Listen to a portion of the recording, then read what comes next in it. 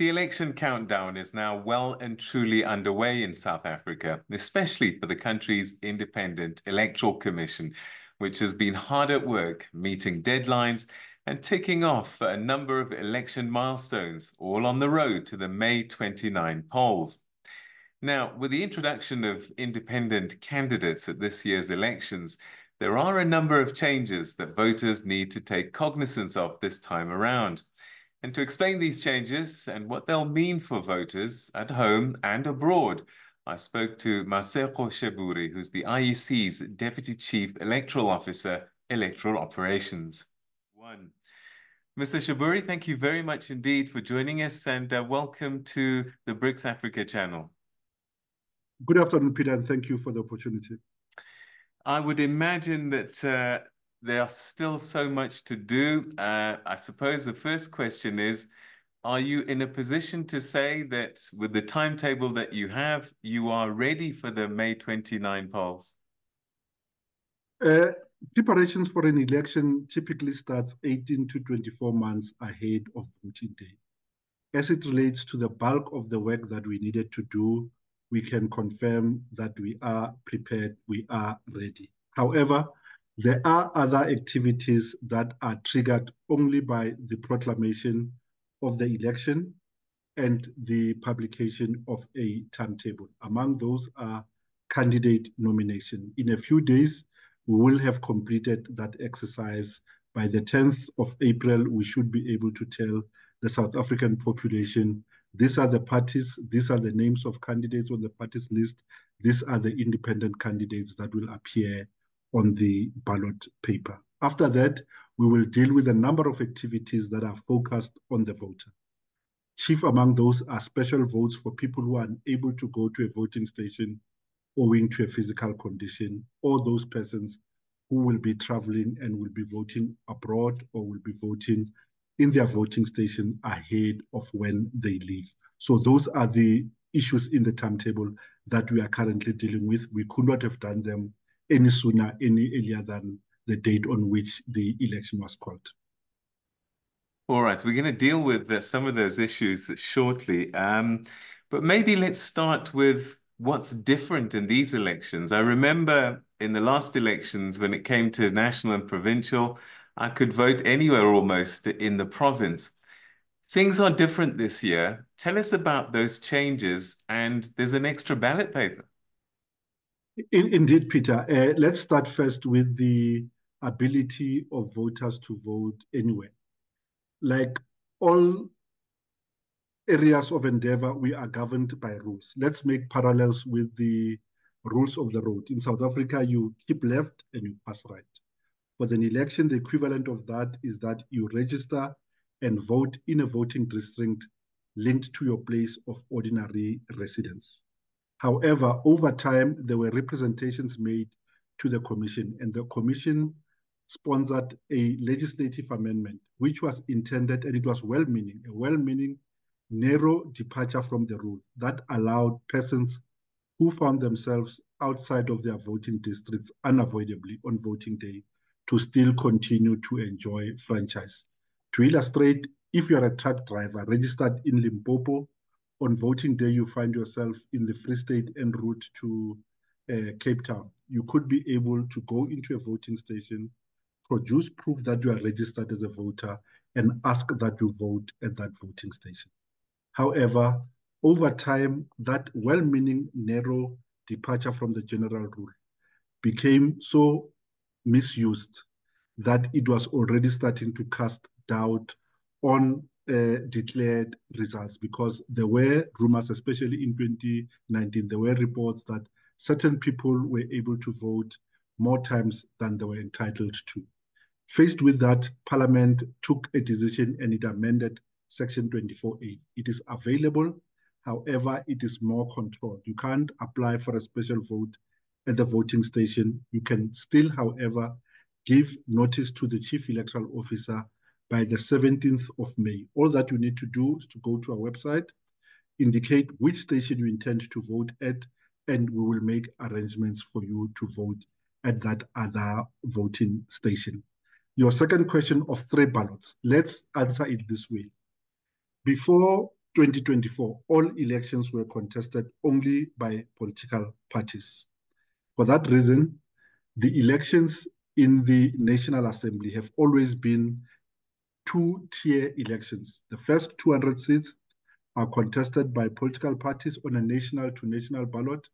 The second are contested in the past dispensation by political parties, but however, they are contested from regions or provinces. Because it was only political parties, we could use a single ballot paper to cast that ballot and count that ballot paper twice. But because in this election we're going to have independent candidates, if you maintain that single ballot paper, you are being unfair to independent candidates or voters who want to vote for independence because you're forcing them into a binary choice of choosing either or. Therefore, the second ballot paper is introduced in respect for the elections in the National Assembly, and that will be called the regional ballot. So if you are there's an independent standing in Gauteng for a seat in the National Assembly, that independent will appear in the regional ballot in Gauteng. Regional ballots will vary from region to region because the number of contestants are likely not to be the same. The third ballot is a ballot that we've always known, which is a ballot for the election of provincial members of the provincial legislatures. That remains unchanged. So the only change is the separation of the national to national elections and the regional to national elections to make them be contested on separate ballots to facilitate the participation of independent candidates. Mr. Sheburi, take us through the process on the day. Will I be able to discern the difference between these three ballot papers and understand where my X is going on the day? Indeed, Peter, we want to make the ballot design so intuitive that people who have voted before will vote without difficulty. However, it may be unavoidable in certain elections or in certain regions that we have longer ballot papers that we can't list the sequence of contestants one after the other. In that instance, if that eventuality arises, we may have ballot paper that has two columns with parties listed on separate columns. Even those, we will put a divisor, a visual divisor that guides people not to make two marks on that ballot. Added to that, when people get to a voting station, we will have big posters with ballots blown up to enable persons to start to identify their candidate of choice on the ballot, to have an orientation whether to look towards the top, towards the bottom. God forbid, if it's a multi-page ballot, whether they look on the first or they look on the second page, so that when they encounter the ballot paper for the first time in the voting booth, they at least have cues to look for their party either at the top or towards the bottom. The three ballots will have different color schemes, and the name of the election will be embossed in bold font on the front of the ballot. So it will be marked national, it will be marked regional, and it will be marked for the name of the province in which the legislature is contested. And on the ballots themselves, with the parties, there used to be the party symbols. With the individuals, what will we see? The faces of the individuals that we're voting for, what will we see? And that's a very important question, Peter. The commission has just finalized the design elements informed by research and voter preference. Our interaction with voters tell us the following. Voters prefer a longer ballot with parties set one after the other on the ballot and not side by side. Two, voters tell us that in most instances, they don't even know the full names or names of their political party. So they use visual cues to find their party of choice on the ballot. For that reason, the cluster of identifiers will contain first the full name of a party, followed by the photograph of the registered party leader, followed by the abbreviated name of the party, where an abbreviated name has been registered with the commission, And the last will be the logo of the party, because voters tell us they use visual cues to identify their party, and the logo is most likely the well-known visual cue. As it relates to independent candidates, the ballot will have the full names of the independent candidate, followed by the photograph of that independent candidate. And in the last two blocks, because candidates don't have abbreviated names, they also don't have logos. We will have the full names of independent written in that cluster of identifiers. Lastly, parties, there won't be a separation of by type of candidate. So parties and independents may follow one another on the ballot, driven by the alphabet of the party and the alphabet of the surname of the independent candidate. All right. You talked about people that may not be in their district on the day of voting, and this is covered under Section 24A, I believe. What must they do now, between now and voting day? I suppose there's a deadline to register for that privilege to vote away from your district. What must they do? Do they go online? Do they go to a voting station? What must they do? The persons who already know that they will not be able to vote at their voting station on voting day, either because they are away or they are traveling, they can go onto our website, even starting now. There will be pointers for a Section 24A vote. They do not even apply, they just notify us, because you're already on the voters roll. You just give us notice that you won't be at your voting station. We must make provision for you at another voting station. You'll find the details of all the voting stations, which includes the voting district number as well as the location of the voting station. Once you've done that, we will make provision for you at that other indicated voting station. Importantly, if a person has given us notice, and the notice must be in by the 17th of May, if a person gives us notice but they end up not traveling, they can still vote at their home voting districts, because we will not remove their name from the home voting district. So the notification must be in by the 17th of May. We prefer that they make it online. That way, feedback will be instantaneous. Okay, what happens to people that are voting outside their district? Do they still get 3 ballot papers? If Masego is registered in Jablani in Soweto, he serves notice that he won't be able to vote at that voting district. He indicates another voting district still within the province in which they are registered. That voter will in all instances receive the 3 ballots. If, however, you give us notice that you'll vote by Section 24A outside your voting station and outside of your voting district, but more importantly, outside of the province in which you are registered, that voter will only receive the compensatory ballot for elections in the National Assembly.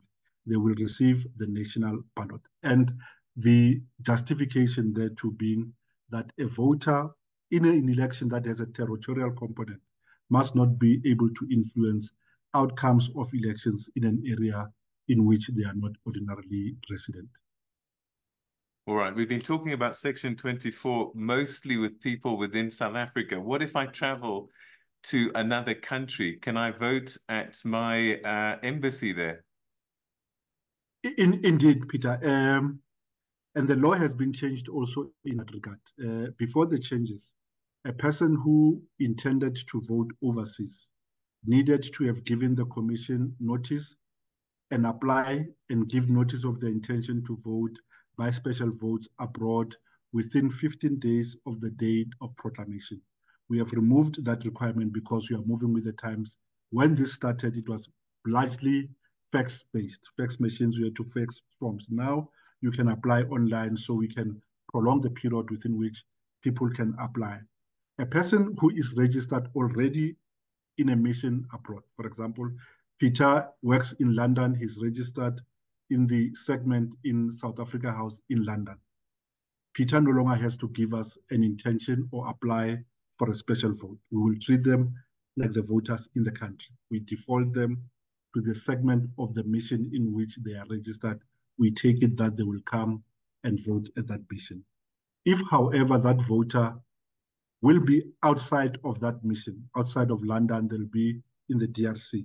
By the 22nd of April, we ask them that they give us the intention and notice that they will be voting outside of their mission in which they are registered, indicate a mission at which they will cast their ballot, and we will make arrangements for them. As the law stands, we can only maintain voting stations abroad in high commissions, in embassies, and in consulates abroad. We cannot open voting stations beyond the South African missions or the territorial territory of the Republic overseas. Perhaps as a final question, and one that's probably very important to our viewers, how do I check where I'm registered to vote? Okay. You can go onto our website. It's very intuitive and easy to use. You just input your ID number. The system will return your current registration details, the name of voting station. It will also include the physical address of the station, and it will also help you to navigate to that voting district. And if you are on our website, people will also get access to all other channels that they can interact with, the WhatsApp chat line, the SMS number where you can send, and also the contacts of our contact center, which is operational working days for working hours, where people can get interactive assistance on finding their voting stations, or if they have any other information that they require which is not readily available on our website.